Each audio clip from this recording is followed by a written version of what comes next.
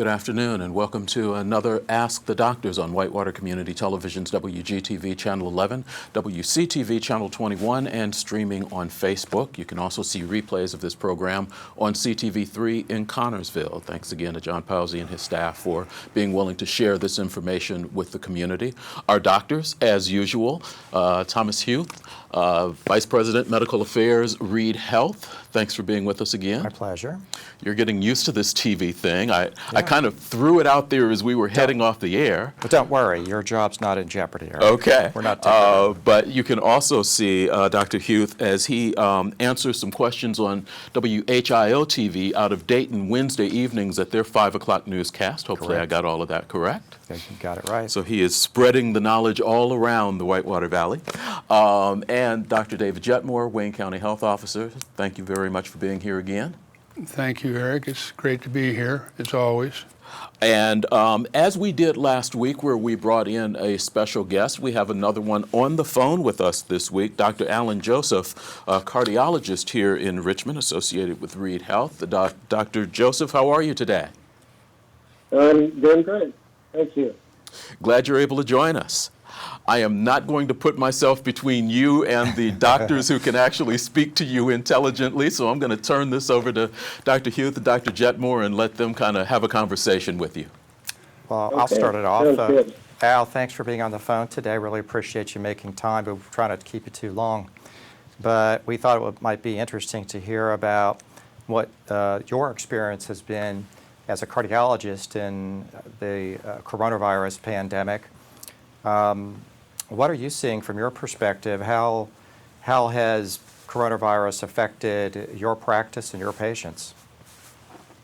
Well, I think to start with, I just wanted to kind of go through what we see in the hospital setting as far as coronavirus. And there are two major things. One is heart attack, and one is cardiomyopathies induced by this virus. So heart attack, typically is plaque in the coronary arteries that ruptures and causes a heart lack of blood flow down that vessel, and a heart damage ensues. Well, with this virus, you're more prone to have inflammation. And that inflammation itself can cause plaque rupture, just kind of like what we see with the flu, for instance. The other way it can attack the heart is by increasing demand. And in particular, obviously this is more of a viral type problem in the respiratory tract.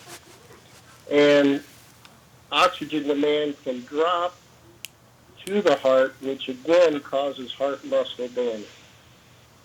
And then really the third way that we see it is with a coagulopathy, where you develop blood clots easier and the body cannot lyse them as well. So really, heart attack can be multiple mechanisms to cause heart muscle damage with this virus. And then the second part, cardiomyopathy, is a part of the muscle, is just affected by inflammation from the virus itself.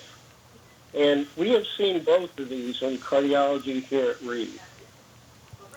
Okay. Would you say that your patients are especially prone to complications of coronavirus? And how is that, or why is that? Well, I think when you look at all the risk, the high-risk people, we have most of them.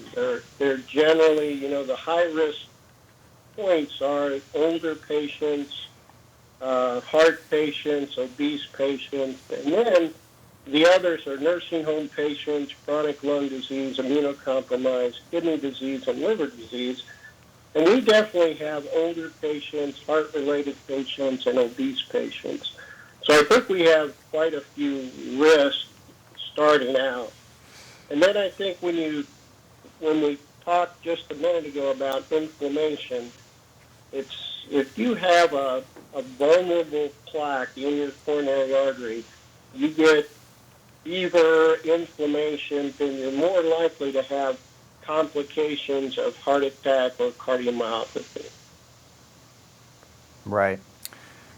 So as you know, Dr. Joseph, at Reed, we're taking the approach that coronavirus is going to be with us for a while, but we need to get back to providing more normal services because people need their health care. And I'm sure it's especially true for your patients who you really need a lot of monitoring and taking care of. What things are being done in your practice and around Reed that you think are going to be helpful to ensuring that these patients are safe when they come in for care? Well, you've heard it a million times. There's no cure for this at this point. So social distancing, mask, and hand washing when our patients are out in public is probably the best thing you can do. In our office itself, when you come in to Reed, you have a door screener that takes your temp and checks your symptoms. We're asked to wear masks in the hospital all the time.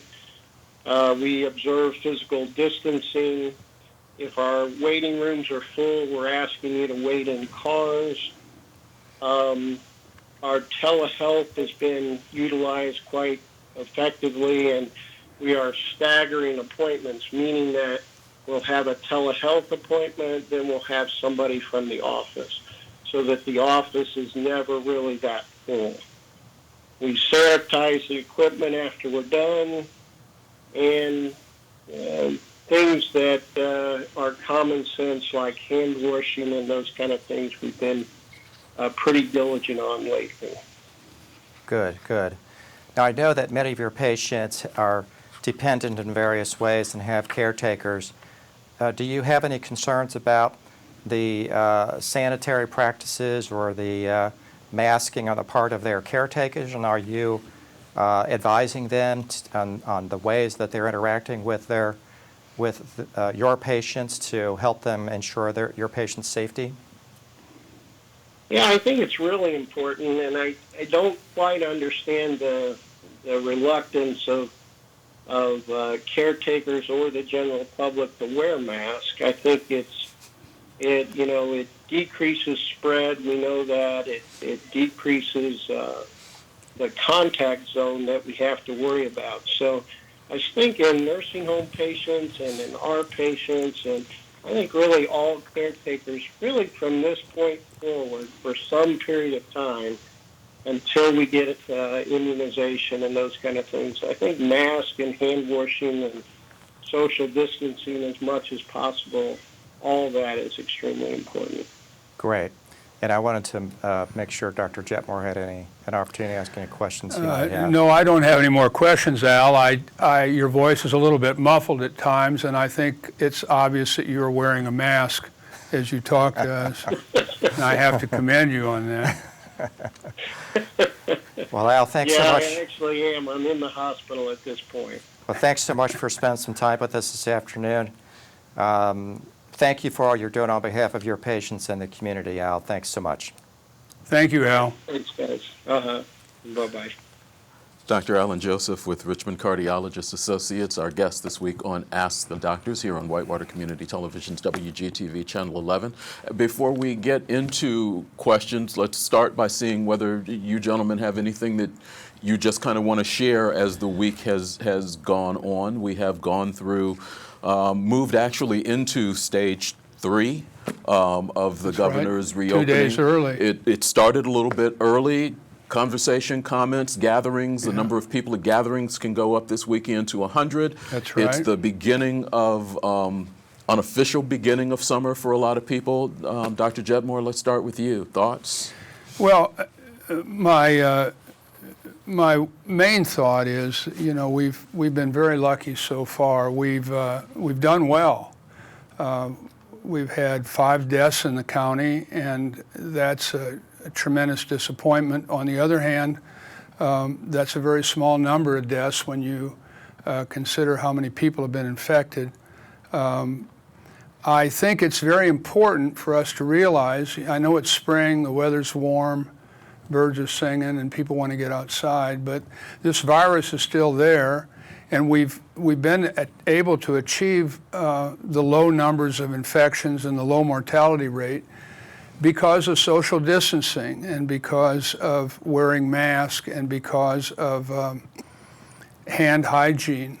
And I think it's important to continue these practices when we're outside, when we get out. The safest place for people to be is outdoors, out of a building. The unsafest place for them to be is crowded together with a group of people not wearing a mask and for a long period of time. So I would encourage everyone to continue to social distancing and to wear a mask. I was talking to somebody the other day and they said they went to the hairdresser and she said, "Do you mind if I don't wear a mask?" Well, the hairdressers, among other people, are required to wear a mask. That's part of the governor's directive, that those people will wear a mask. And you have to remember, you're cheek to jowl with somebody for sometimes up to an hour, maybe longer, and it's this constant exposure that really causes the chance of infection to rise. So everyone keep cognizant that the virus is still out there, and we've gotten this far because of the good behavior of our citizenry, and I hope that continues. Yeah, I agree with all of that, and as you probably are aware, Eric, and certainly Dr. Jetmore is, a lot of people are very closely following the state statistics, looking for any increase in numbers that might come about as things open up. But I think we've acknowledged many times we're not really as concerned about the increase in numbers of cases. We actually expect that to rise as testing is more available and taken advantage of. And we do still have this testing site downtown now moved over to the old Elder Behrman site, the Optum State testing site, which probably is still underutilized. And I think you probably agree, Dr. Jetmore, that really anybody has any concerns or is just interested really should go there and get tested. We want to encourage people to do that. Now that means the numbers of tests are going to rise. The numbers of positives are going to rise. That's okay from our perspective. What I think is a better bellwether of how things are going is the number of deaths, because those are a little bit more easily attributable to COVID-19. And I think in the case of cases, when you look at the state statistics, there may be a slight downward trend, but that information is a little bit noisy on the chart. But to me, what's clearer is that there still seems to be a downward trend in deaths in place, even though over the last week there have been more deaths than the week before reported. Now, I don't think we can tell very much really by what's happening in 1 week, especially given the prolonged incubation period of the COVID-19 virus. So it's going to take 2 or 3 or more weeks to really kind of see what impact we're having. So I want to caution people not to take too much away from the current look of the statistics. It really is, what is it going to look like a week from now, 2 weeks from now, that'll really tell the tale of whether we're being successful with the reopening. That's right. The tests basically tell us what we did 2 weeks ago. And you mentioned that Optum site. I think that's a tremendous community resource. I mean, you can go down there and, you know, Tom, just 3 weeks ago or 4 weeks ago, we were smacking our foreheads because we could not get testing. At the beginning, we were lucky to get 10 or 20 tests out a day. You can go down to the Optum site, whether you have symptoms or not, and be tested free of charge. So people need to take advantage of that. If we don't have that utilized to a maximum amount, the state will take that site and move it to another town. So I want to see that stay here. And that information just went up on the screen. That site is open Monday through Friday from 8 to 8 at the old Elder Behrman building. They will take walk-ins, but I think, Dr. Jetmore, if I'm correct, they still would prefer that you register? They would prefer that you register, and that's not that difficult. Thanks for posting that, Eric. So that information is there where you can go, lhi.care/COVID testing, and the health department will be happy to help you if you need some help in getting that registration done. But again, they will do some walk-ins, but they still prefer that you register at 8 a.m. to 8 p.m. The numbers, I think I was at the health department meeting, the numbers of people that they're seeing on a daily basis is somewhere in the 50 to 60 range, I think. Yeah, I think a 40 to 50 range probably. The state would like to see 130 tests a day. So I think there are a lot of people who may think that they have coronavirus and they're fretting about it, they're anxious about it, they're worried about exposing others. All that question can be answered by simply going down there and being tested. So we encourage people to do that. And as we head into this weekend, we mentioned it being the unofficial beginning of summer. It is Memorial Day weekend, and it is a time where we've talked a lot during the last couple of months about the heroes in our community.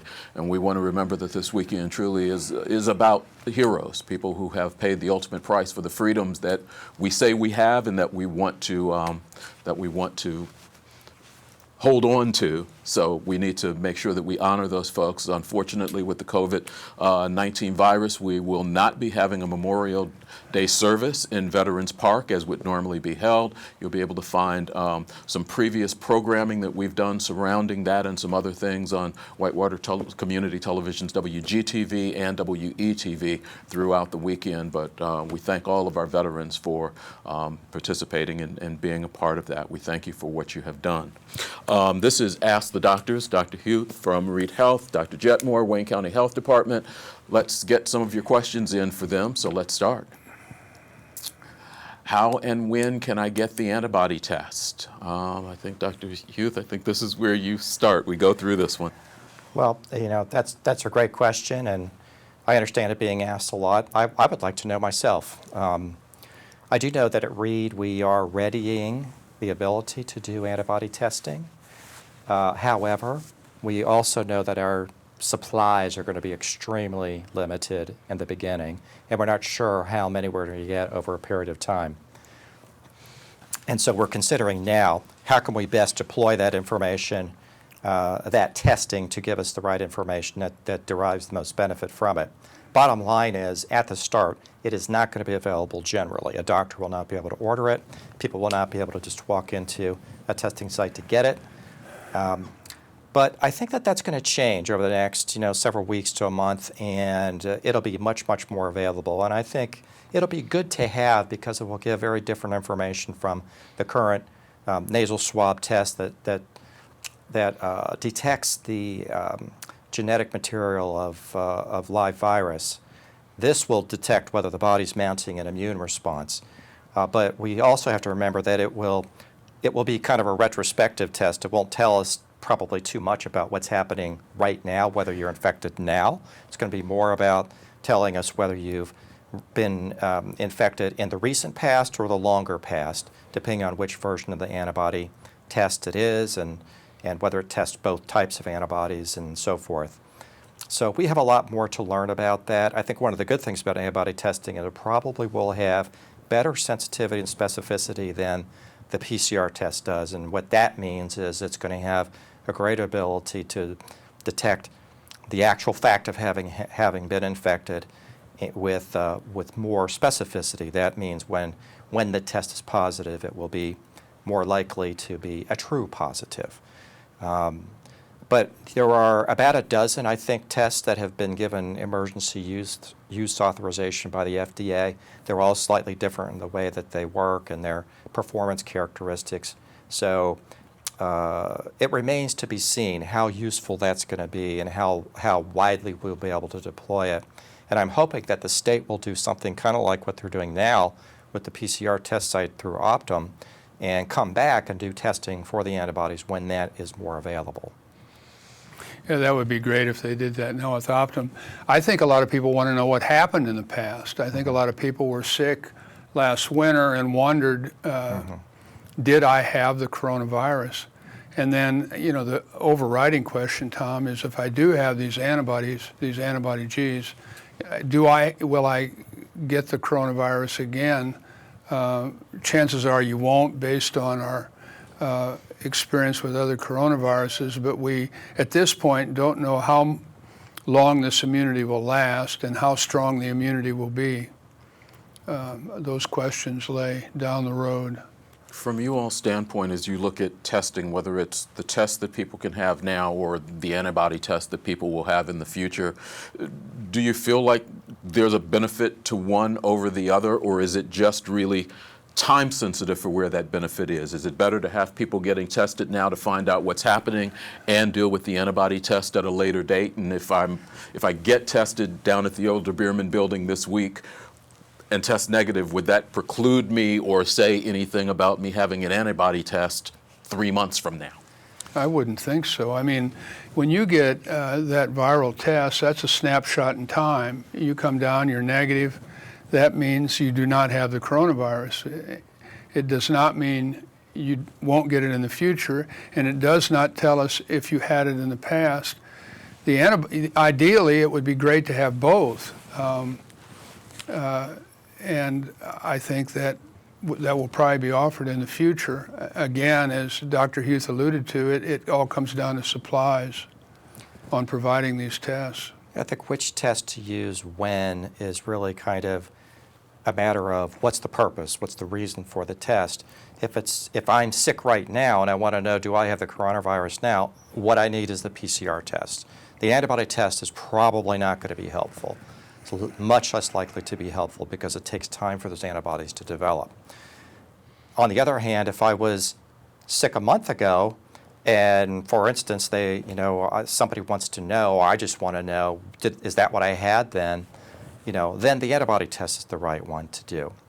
But I think from the standpoint of, say, an epidemiologic public health standpoint, we'd kind of like to have both wherever we could, because that'll give us more sense of the prevalence of the disease in the community when we combine both who's sick now with who has evidence of having been sick in the past. And in fact, as Dr. Jetmore well knows, and we talked about it last week, the state has done the first of several phases of prevalence testing that they plan to do.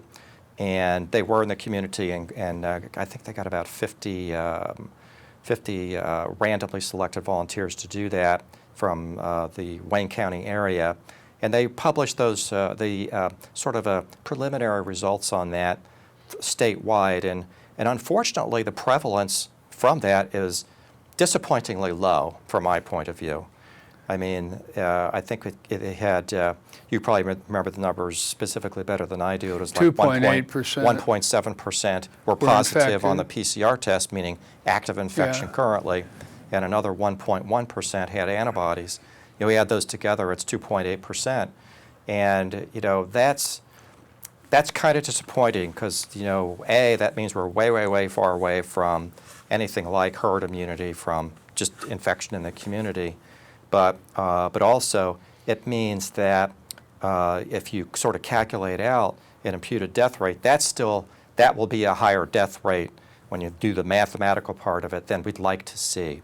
That still has it about maybe 1% or something like that if those numbers hold up over time. So I'm hopeful that over time the next phases of testing for the prevalence survey will show increasing prevalence in the community, which will be good because it means that theoretically more people will be immune, and the way the math will work will mean that actually the case fatality rate is much lower than what is currently calculated. Yeah, I agree. They calculated from those numbers that the mortality rate in Indiana was 0.6%, which is still 6 times more deadly than the ordinary flu that we get each winter.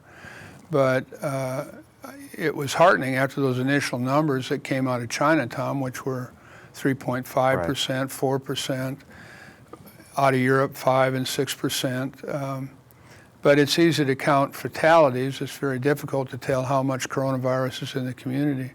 I'm proud of the state for doing this. I don't know of any other state that's endeavored to find out how much coronavirus was in their citizenry. So they'll start the second phase of this in early June, and that'll be nice because it'll give us a timeline, and we can see how fast the coronavirus is increasing in the state. Next question, right? How accurate are the throat swab tests? Compared to nasopharyngeal tests, I think they're probably as accurate. I mean, the back of your throat is the oral pharynx, the back of your nose is the nasopharynx. The only thing that separates those is your soft palate, so you're basically swabbing a very similar part of your body. Some people have reported that just testing saliva is as accurate and maybe more accurate than doing swabs in the back of the nasopharynx, the back of the nose, or the back of the throat. So I think they're as accurate as the other tests. And then the other way that's now commonly being done is the anterior nares, which is the front of the nose.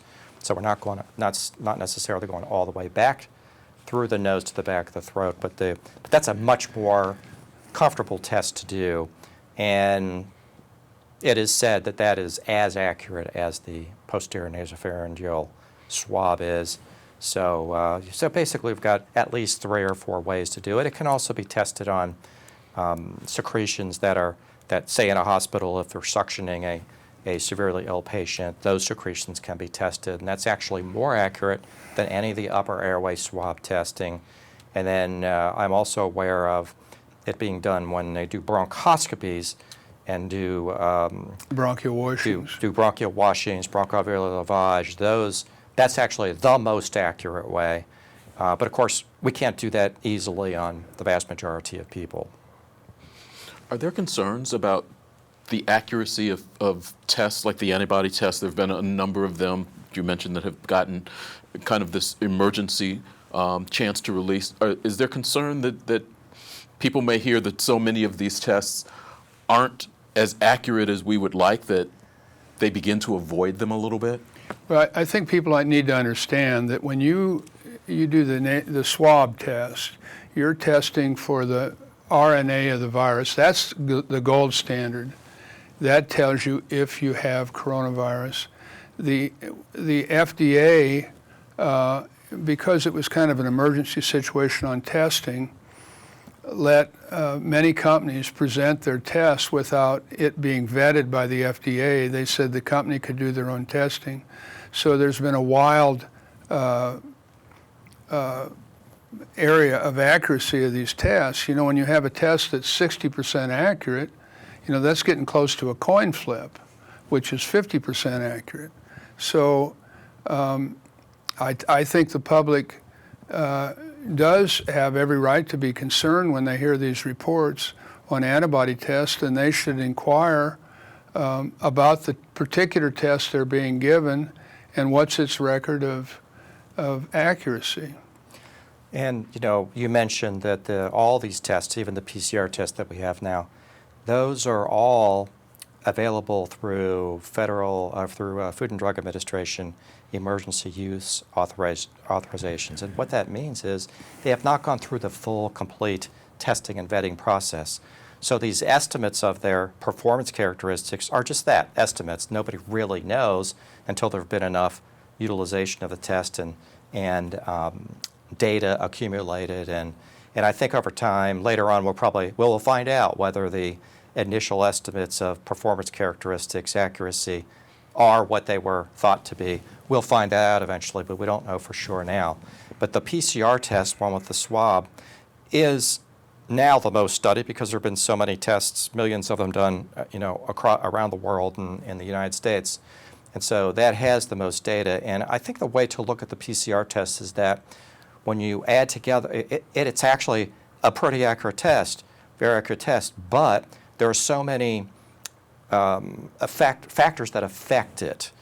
The ability of the test to detect the virus, the technique with which the sample is collected can affect it. The way it's processed can affect it. And that has nothing to do with whether the test is good. But something that's important for people to remember is that the period of highest viral shedding is in about the 2 days prior to the onset of symptoms and about several days afterwards.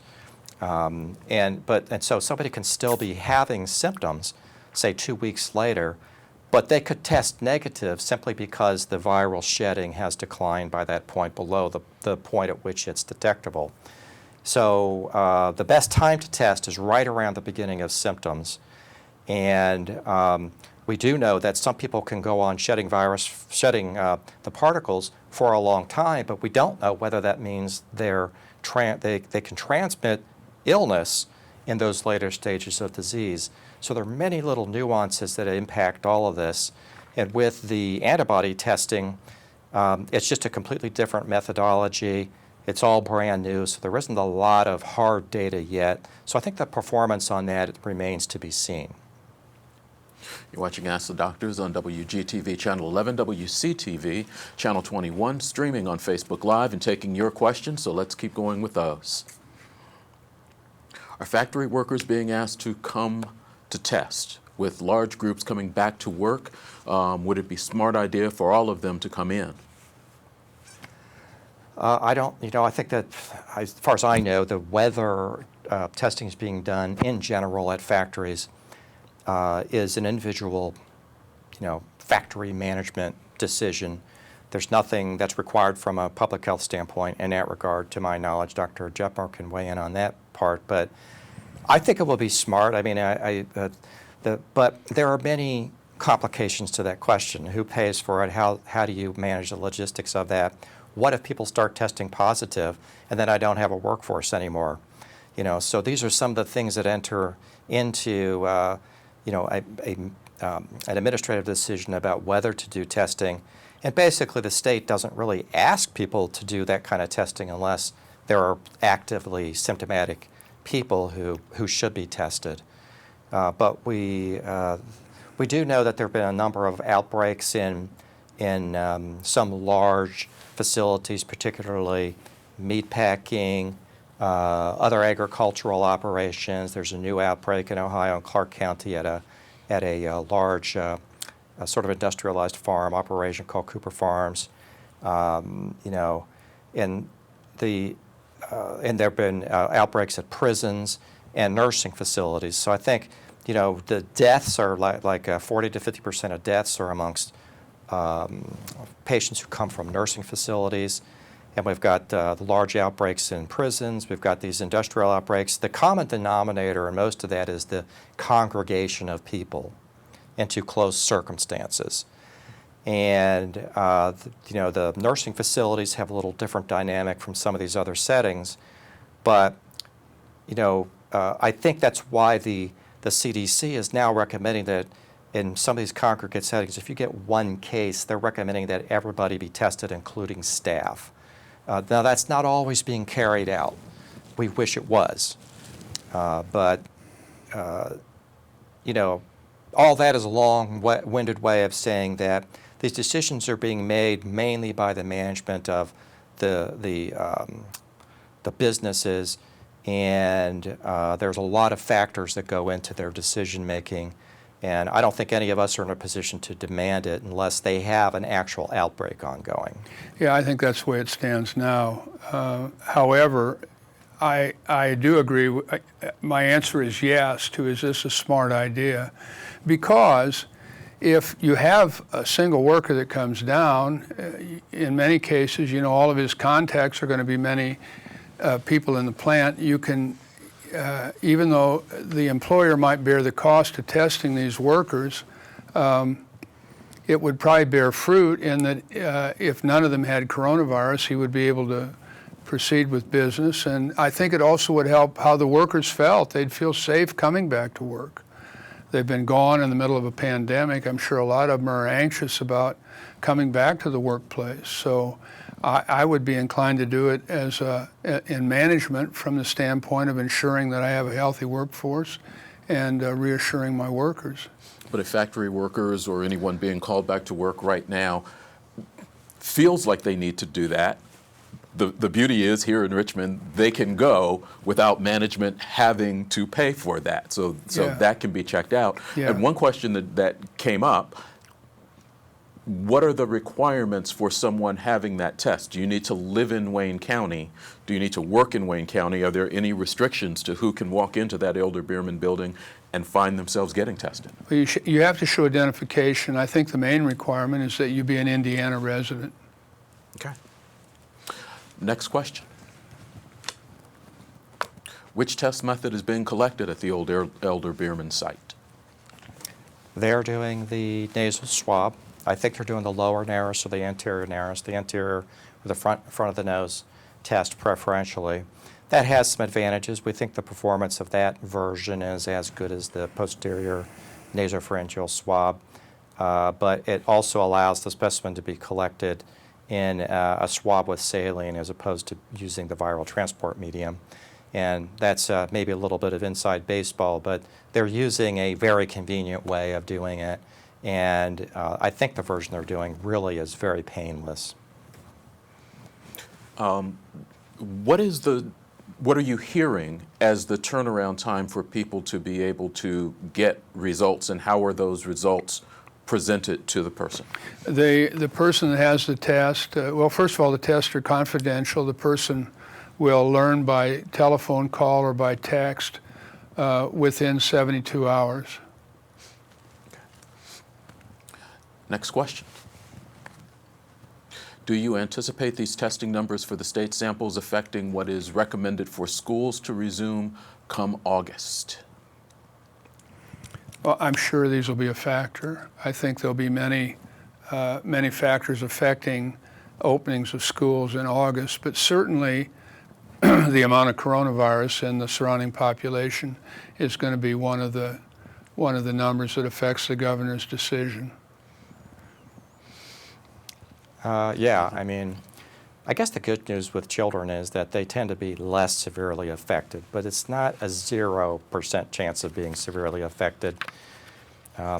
And because there have been some severe issues with children, and as we've learned last week, this multiple, it's called MISC, multiple inflammation syndrome, multi-organ inflammation syndrome in children. Very uncommon, apparently, but it raises concerns. I wouldn't really want one of my children to get the virus because of even a remote possibility of that happening. And the other problem is these children act as vectors. If none of the children get sick, well, you know how children play at school. They're not going to social distance, and it's going to be difficult to get them to social distance, let me put it that way. But these children are going to share viruses between the parents of all the other children. I mean, if Sally plays with Tim and Sally's parents have coronavirus, then Tim's going to carry it home to his parents and so on. So it's not so much concern for the children getting sick, because often these children are asymptomatic or may have a headache for a few days, but they kind of act as vectors for the disease. They spread it about. So that's something to consider as well. One of the things that we've been able to do over the last few weeks with Dr. Huth's help is to provide an update on where some of the numbers are. I know the community likes to keep up with that. Dr. Huth, I'll let you kind of go through what you're seeing, particularly since some people have been able to get back to work over the last couple of weeks. Right. I've come up with a new visualization of Reed's volume data, and I'm sure Ryan will show it here momentarily. And basically, I've aggregated the data by weeks. So every group of barrings, every group of 3 bars is 1 week's worth of data averaged out per day. And so what you can see is that from the beginning of April, where we had our peak in total, that's the big blue bar, total patients in isolation zones, we kind of stepped down for about 4 or 5 weeks. And now this week, we seem to be possibly stepping down again. That's the last blue bar on the right. I think we had 38 patients in isolation zones this morning, and that brought the average for this week down to around 40 or so. 42, I think, is the number. Mm-hmm. The next bar down looks kind of red to me, orange on my paper, is known positive cases in the hospital, and why it's not as high as 38 or 42 in that case is simply because it takes a while for some of the tests to come back. So some tests are pending. I think this morning there were about 40 tests pending, something like that. That was inpatient and outpatient. And And then there are some people who test negative, but we still think they have COVID. There are a few like that always. And then there are some people who have ruled out on the test, and also over time, we've accumulated enough clinical data to be comfortable that they don't actually have COVID-19. Yet because they started out their hospital stay on an isolation zone, they have not been moved from that. I bring that up because in future weeks, what we're probably going to see is a step down in the size of that blue bar, which doesn't mean we have fewer cases necessarily. What it will mean is that we're implementing a policy to take those people that we've become very confident don't have COVID-19, and we're going to move them out of isolation areas. We've gone slow on doing that because we wanted to be sure that we had a good process to make sure that of the certainty that these individuals don't have COVID-19 and therefore are not a transmission risk to other people. But in future, you'll probably see that blue bar come down regardless of any other factor. You talked about it a little bit, and you've both kind of talked about it a little bit. As people, and one of the questions that I've seen come up a great deal when people look at the state numbers, and I know Ryan has that dashboard that he can pull up. Sometimes when we see the number of deaths or the number of positive cases, you kind of have to read the small print, and it gives you these came up between this date and this date, and it always seems to be 2 or 3 weeks behind. Talk about how some of what you're finding as far as testing and getting results gets presented to the state and then gets presented to us in a dashboard like what the state is doing. What's the real lag time there? And some people are asking, why does it seem to take so long for some of that information to get back? Well, I think positive tests are pretty quickly to the state dashboard. There isn't a lot of turnaround on that because, for instance, if the testing is done through the state lab or Eli Lilly, there's an automatic reporting to the state. And so I think those will make it to the state dashboard within a day or two of the positive test. On the other hand, if we do those tests internally at Reed, which we are not capable of doing some, or we send them to a commercial lab, in our case we use LabCorp, then there's a longer time before those get reported because that comes back to Reed, and then our infection control practitioner has to make a report, a manual report, in the state reporting system, and that just probably adds a day or two to the whole process. With deaths, it's a little different because I think that they are deriving that death information from death certificates.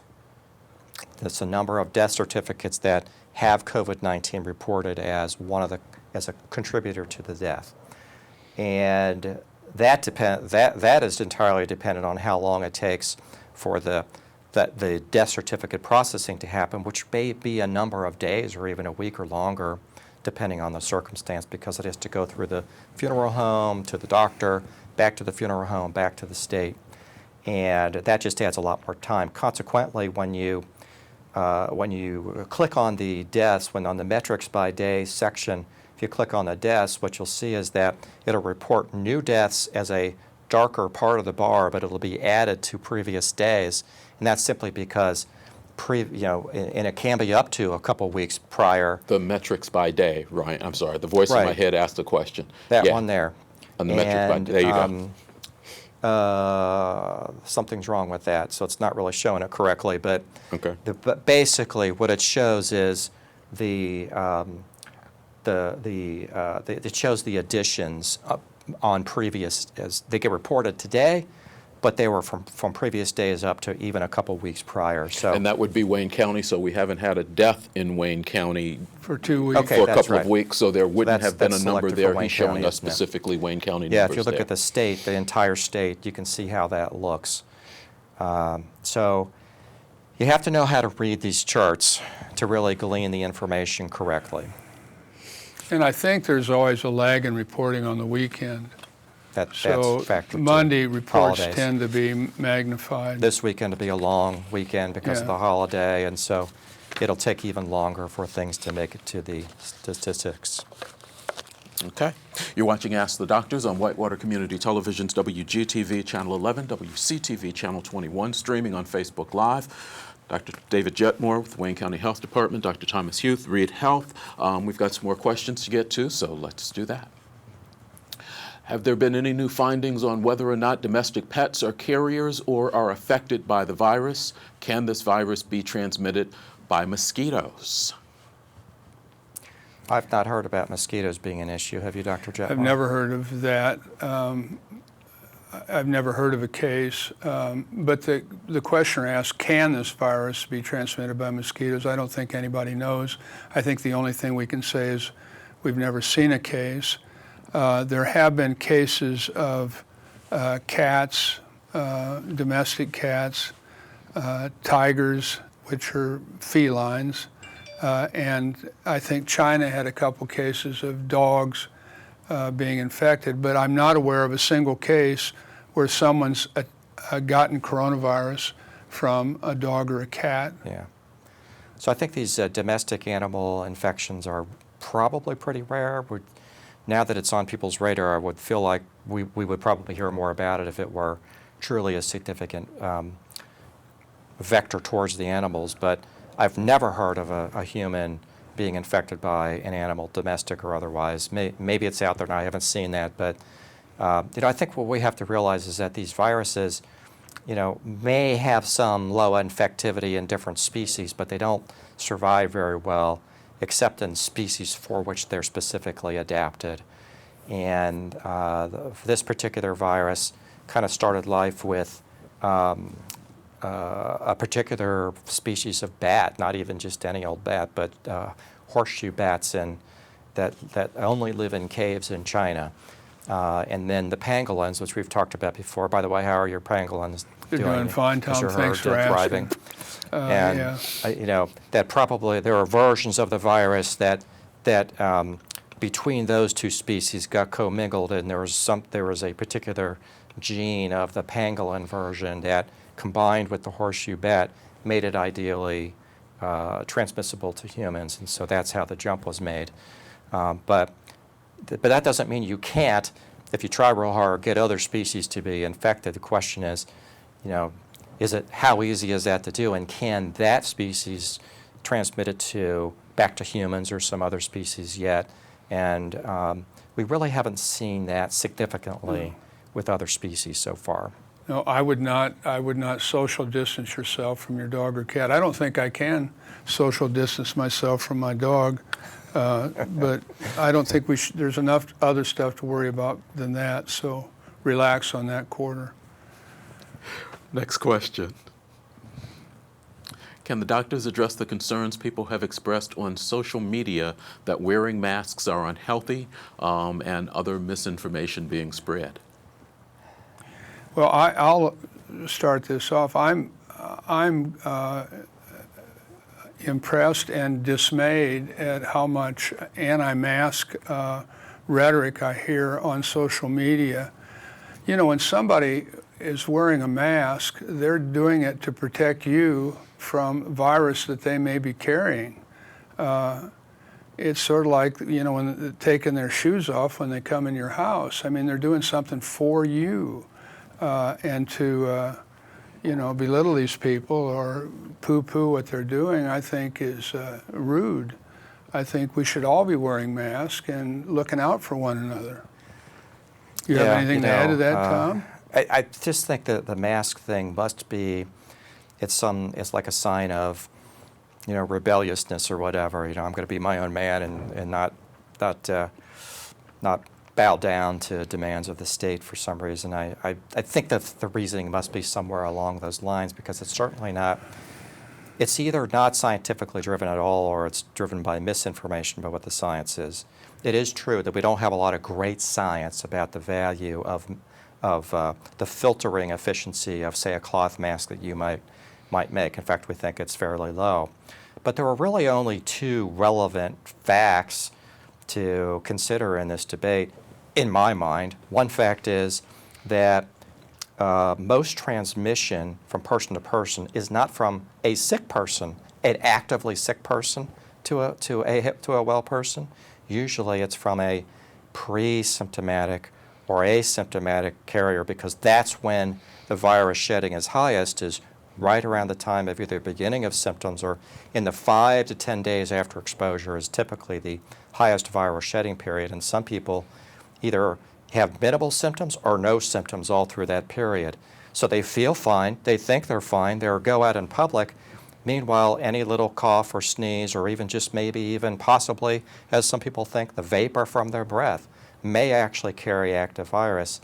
And so that's fact number one. That's all factual.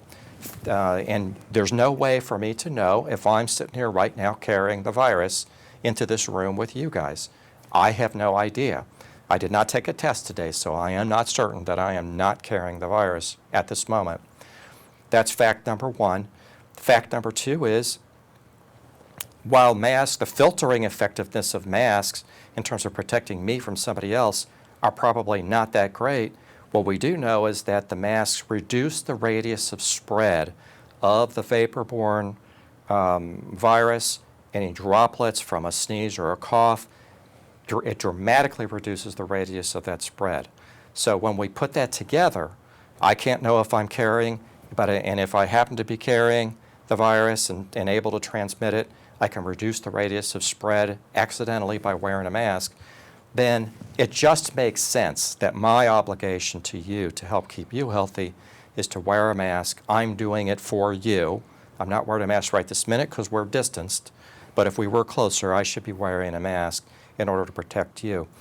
It's not that hard, and yeah, it can be uncomfortable. I don't like wearing a mask, and I would admit that there are probably some people who really struggle to wear a mask because they've got, lung problems or whatever. It makes it hard for them to breathe to begin with. So there can be exceptions to all of this. Those are people who really shouldn't be out, who really should be self-isolating, kind of reverse isolating anyway, because of their own risk of complications should they come down with COVID. So I think the matter can be very simply put as I just did, and people who don't like it, hey, I'm with you, I don't like it either. But until we have vaccine and good specific treatment, that's where we're going to be, I think. We've got about 6 minutes left to go. Next question up. Has the county been able to do any tracking to determine what type of setting the virus is spreading to the most people or put others at the most risk? I think I read that correctly. Well, yeah, we've been tracking the people that have tested positive as well as people who presumptively have coronavirus. And these people that we find that are positive are people that are out and about. They're workers. They're not the people that are sheltering at home. And as Tom alluded to earlier, I mean, they caught the virus from being around someone else who had the virus in a close setting, sometimes in a group setting. And this is why it's so important to maintain social distancing and to wear that mask, because to shut down that 6-foot spread.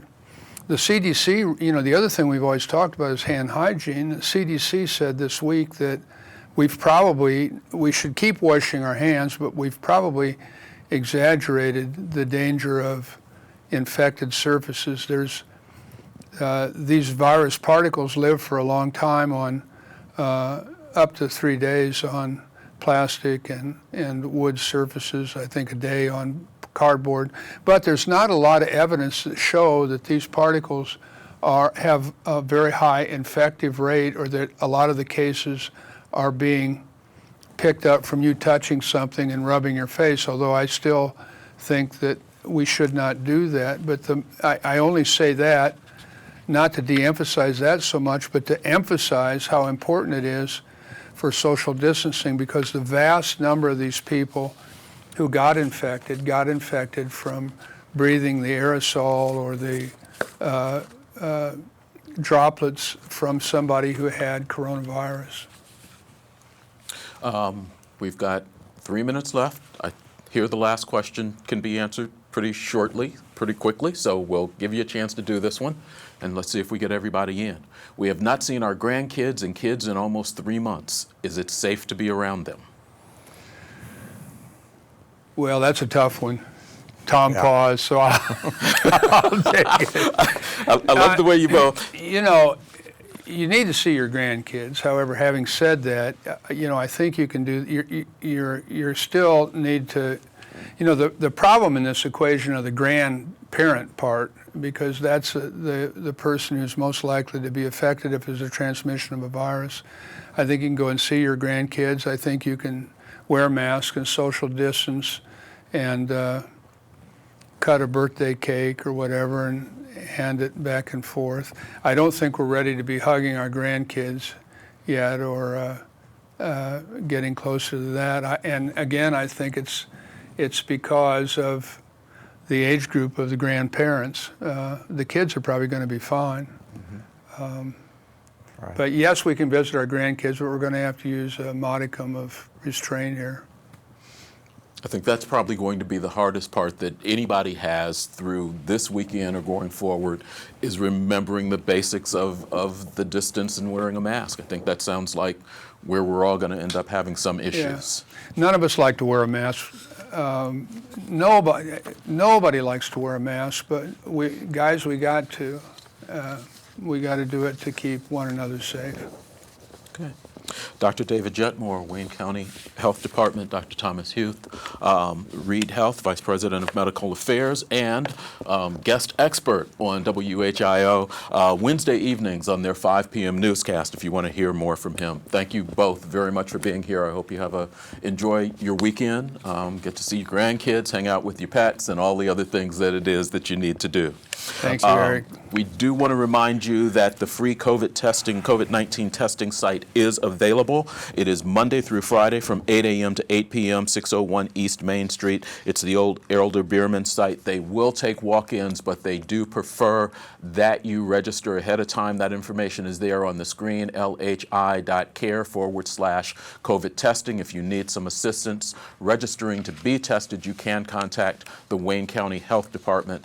Their number is also there on the screen, 765-973-9245. A couple of things to remind you of if you want to miss any part of this show and want to see replays of this show. We do have replays available tonight at 9 o'clock, tomorrow night, Saturday night at 10 p.m., and also throughout the weekend and throughout next week. In focus this weekend, we're talking about getting out and people returning to things. We've got Denise Retz from the Parks Department, Kate Glenn from the Boys and Girls Club, and Sean Dingworth with RAM. You can see that show tonight at 8 p.m.